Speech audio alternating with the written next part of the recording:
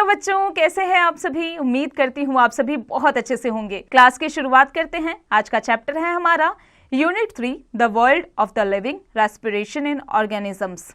Introduction, importance of respiration, cellular respiration, types of respiration, aerobic and anaerobic breathing, inhalation and exhalation, mechanism of breathing in other animals.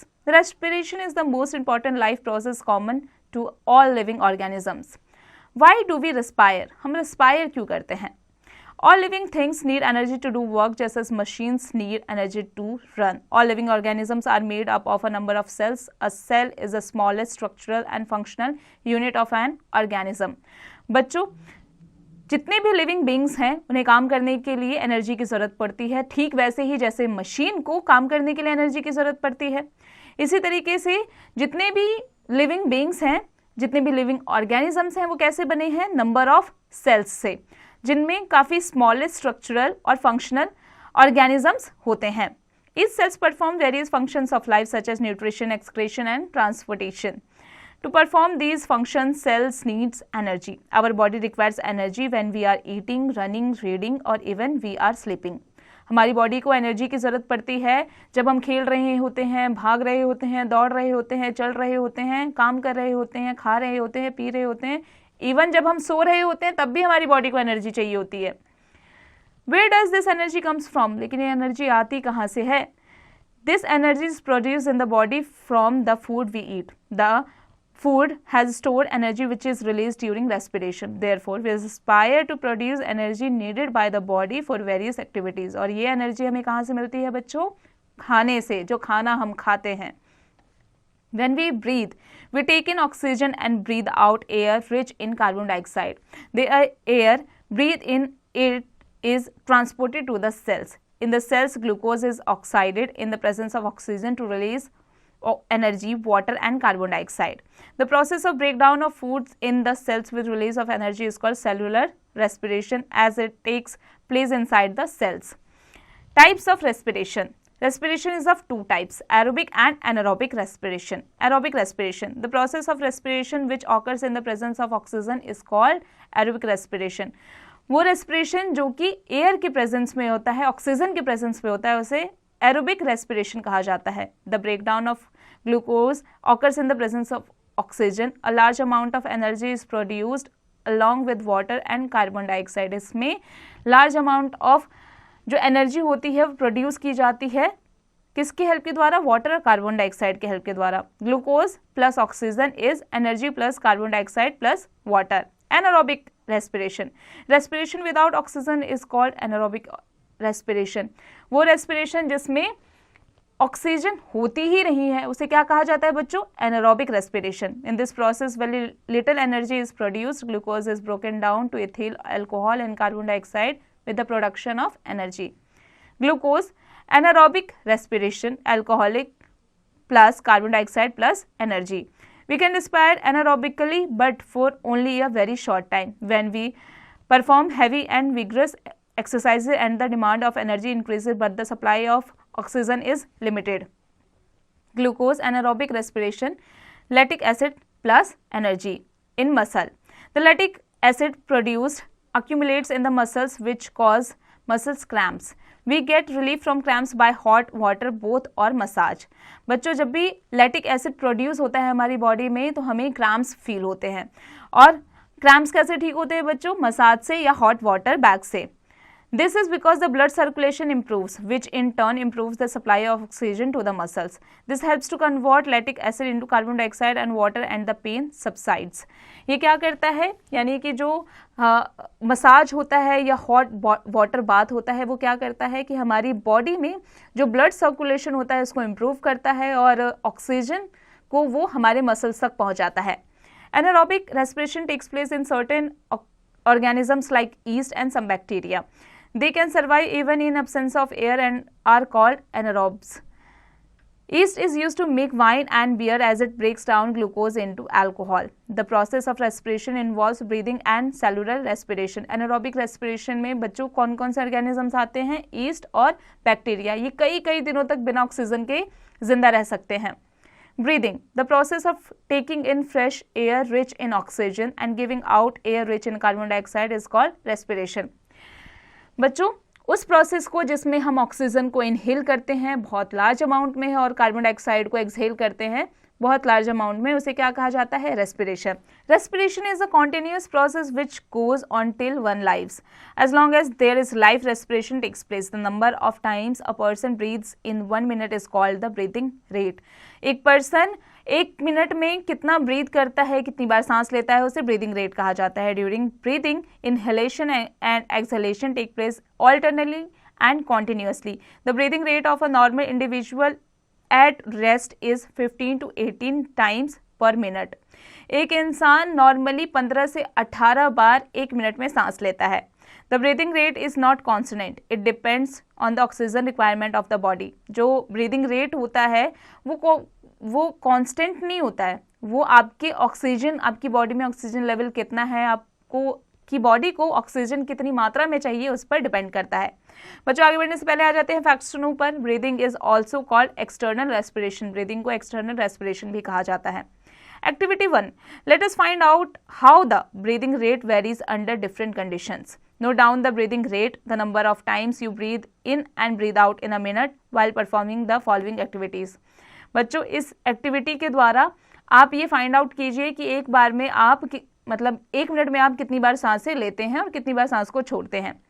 Find out in which activity the breathing rate is fastest and in which it is the slowest. ये भी find out कीजिए कि किस activity के दौरान आपकी जो breathing थी वो फास्ट थी और किस एक्टिविटी के दौरान स्लो थी.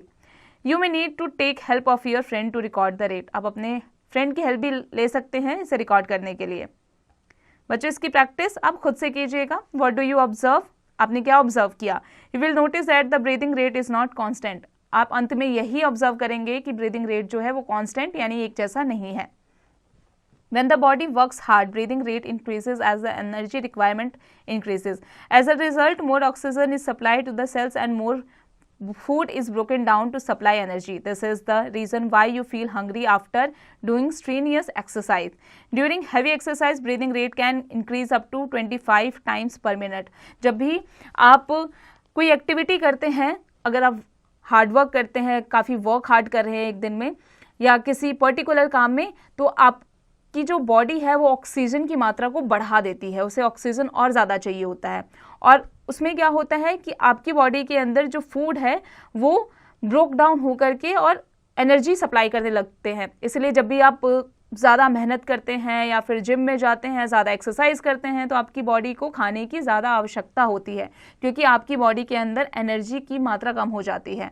और उस बीच आपकी जो सांस लेने की जो सांस कितना लेते हैं आप, उसमें नॉर्मली कितना लेते हैं? 15 to 20. लेकिन अगर आप कोई हार्ड वर्क कर रहे हैं तो 1 मिनट में वो 25 टाइम ही हो जाता है. You must have often wondered why do we yawn when we are sleepy or drowsy. This happens because the lungs do not take in enough oxygen from the air. This leads to oxygen shortage in the body. We yawn to meet this shortage of oxygen. Yawn is actually a deep long breath. बच्चों, आपने कभी सोचा है कि उबासी यानी आप यौन क्यों लेते हैं? ये इस वजह से होता है क्योंकि आपके लंग्स में ऑक्सीजन की मात्रा, भरपूर मात्रा नहीं पहुंच रही होती है. और ऐसे में जब आप यौन करते हैं तो क्या होता है कि आपके अंदर वो ऑक्सीजन आपके लंग्स तक बहुत अधिक मात्रा में पहुंच जाती है. How do we breathe? हम सांस कैसे लेते हैं? The human respiratory system consist of the following: nostrils, nasal cavity, trachea, bronchi and lungs. When we breathe in, the air enters our nose through the nostrils. The air we breathe in may contain dust, pollen, smoke, etc. Our nasal cavity contains hair which entrap the dust particles and other irritants and prevent them from reaching the lungs. At times, these particles may get past the hair in the nasal cavity. Then they irritate the nasal cavity and we sneeze. Sneezing throws out these foreign particles from the air inhaled. बच्चों, जब भी हमारे नाक के अंदर air जाता है तो वो नॉस्ट्रिल के द्वारा जाता है. जब भी हम ब्रीथ करते हैं तो हम उस हवा में, उस ऑक्सीजन में डस्ट, पॉलेंस और स्मोक भी जाता है. लेकिन हमारी नेसल कैविटी जो है उसमें हेयर्स होते हैं, बाल होते हैं, वो इन सारे डस्ट को वहीं पर रोक लेती है. क्योंकि जैसे ही कोई भी डस्ट हमारे अंदर जाएगा तो वो सीधा लंग्स तक पहुंचेगा और उससे हमें प्रॉब्लम भी हो सकती है. From the nasal cavity, the air reaches the lungs through the trachea, windpipe, and bronchi, singular bronches. One bronchus enters each lung, surrounded by ribs on all the sides. Lungs are present in the chest cavity. They are floor of the chest cavity. The diaphragm muscles and the rib cage move during the breathing process. Let's remember. Give one word for each one of the following. बच्चों इसकी practice आप खुद से कीजिएगा. Class में आगे बढ़ते हैं, आ जाते हैं मैकेनिज्म ऑफ ब्रीदिंग पर. Have you seen your chest go up and down as you breathe? During inhalation, the ribs move up and outwards and the diaphragm moves down. These movements increase the volume of the chest cavity. The volume of the lung increases and the pressure inside the lung decreases. As a result, air rushes into lungs. The lungs inflate as they fill with water. The chest expands during inhalation. बच्चों, क्या आपने कभी सोचा है कि जब भी आप ब्रीथ करते हैं, जब भी आप सांस लेते हैं, तो आपकी जो चेस्ट है वो अप डाउन क्यों होती है? वो इसलिए अप डाउन होती है क्योंकि वो एयर को आपके लंग्स तक पहुंचा रही होती है. Exhalation. During exhalation, ribs moves down and inwards and the diaphragm moves up. This reduces the volume of the chest cavity and the lungs contract. The air inside the lungs is pushed out due to increase in pressure inside the lungs. बच्चों, अब आ जाते हैं activity 2 पर. Ask your friend to measure your chest with the help of a measuring tape. While you take a deep breath, note down the reading. Measure the size of the chest again when fully expanded. Note down the measurement. Measure the chest sizes of your friends while repeating this activity. बच्चों, आप अपनी friend को लीजिए और उसके chest का माप लीजिए, उसे नापिए मेजरिंग टेप से. जब वो सांस ले रहा है और सांस छोड़ रहा है, उन दोनों चीज़ों को आप दोनों टाइम में उसका जो चेस्ट है उसके साइज को आप मेजरिंग टेप से माप के और रखिए, मेजर कीजिए. Effect of breathing on the chest size.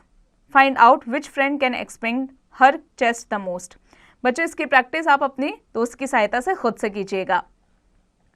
Let us make a simple model to demonstrate the mechanism of breathing. चलिए बनाते हैं. Activity 3. Take a wide plastic bottle and cut off its bottom. Take a Y-shaped glass or plastic tube. इन दोनों चीज़ों को लीजिए. Fix a rubber cork into the mouth of the bottle to make it airtight. इसके air को tight करने के लिए उसके माउथ को आप अच्छे से बांध दीजिए. Make a hole in the center of the cork so that the tube can pass through. अब सेंटर में उसको होल कर दीजिए ताकि जो ट्यूब है वो पास हो सके. Fix 2 deflated balloons to the ends of the Y tube. To the base of the bottle, tie a thin rubber or plastic sheet with the help of a string or a rubber hand. The model is ready. Pull the rubber sheet down gently and absorb the balloons. Now push the rubber sheet up and see what happens to the balloons. The balloons represent the two lungs and the rubber sheet the diaphragm. जो balloons हैं वो two lungs को represent कर रहे हैं और जो rubber है वो diaphragm को represent करते हैं. When rubber is pulled down, space inside the bottle increases, pressure in the bottle decreases and air from outside pushes into the balloons and they get inflated. When the rubber sheet is released or pushed up, space in the bottle is decreased. Pressure in the bottle is increased and air is forced out of the balloons. The balloons deflate. What do we breathe out? हम breathe out क्या करते हैं? The air we breathe out, exhaled air, contains carbon dioxide and water. Let us perform a simple activity to confirm this. जब भी हम breathe out करते हैं यानी एक्सहेल करते हैं तो हम क्या एक्सहेल करते हैं? कार्बन डाइऑक्साइड और वाटर को. चलिए इसी को परफॉर्म करते हैं कंफर्म करने के लिए एक सिंपल एक्टिविटी के द्वारा. Activity 4. Take a little freshly prepared lime water in a test tube. Lime water लीजिए एक टेस्ट ट्यूब में. Close the mouth of the tube with a कॉक. एक कॉक के द्वारा उसके माउथ को बंद कर दीजिए. Insert a straw through the hole so that one end of its tips in the lime water. Straw डाल दीजिए. Blow through the straw a few times. What do you observe? और स्ट्रॉ के द्वारा आप उसमें ब्लो कीजिए, हवा डालिए. The lime water turns milky. This shows that exhaled air contains carbon dioxide. अब जो वो वाटर है वो मिल्की हो जाएगा और ये शो करता है कि जो एक्सहेल्ड एयर है उसमें कार्बन डाइऑक्साइड है, यानी CaOH2 plus CO2 is CaCO3 plus H2O3. Activity 5. Breathe out on a clean mirror for a few minutes. What do you observe on the mirror? The mirror becomes hazy due to the deposition of water droplets. This shows that exhaled air contains moisture. जो exhaled air है वो moisture को contain करता है. Inhaled air contains approx 21% oxygen and 0.03% carbon dioxide, whereas the exhaled air contains approx 16.4% oxygen and 4.4% carbon dioxide. Breathing in other animals. Different animals breathe through different parts of their body. Various animals living on land like lion, cow, horse, elephant, cat, dog, frog, lizard and snake have lungs. इन सभी animals में lungs होते हैं, इसलिए ये lungs के द्वारा breathe करते हैं. और डिफरेंट एनिमल्स के डिफरेंट तरीके होते हैं ऑक्सीजन के लिए यानी ब्रीथ करने के लिए. But many other organisms have different organs. Let us study some of them. चलिए उनके बारे में जानते हैं. जैसे कि कॉकरोच है. They have small openings on the side of their bodies. These openings are called spiracles. The air enters the body through these spiracles and is carried out through tubes called tracheal tubes. Oxygen diffuses into the body tissue and reaches every cell of the body. इसके जो small openings हैं body में spiracles, इसके द्वारा ये oxygen लेता है. Similarly, carbon dioxide from the cells goes into the tracheal tubes and moves out through the spiracles. Besides cockroaches, other insects also have spiracles. Earthworm. Earthworms breathe through their skin.